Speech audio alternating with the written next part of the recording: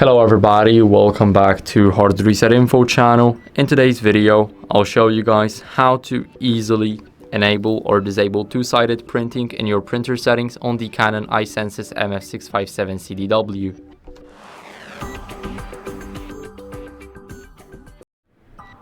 So first, what you guys want to do is go over to the menu.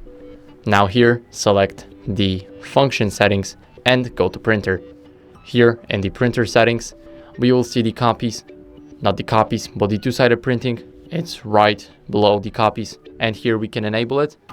As you guys can see, now it's enabled. And if you want to disable it, it goes the same. So just click on off and the settings will also be configured. So that's basically it for the video. I hope it was helpful. If it was, then leave a like, sub, and a comment, and I'll see you in the next one.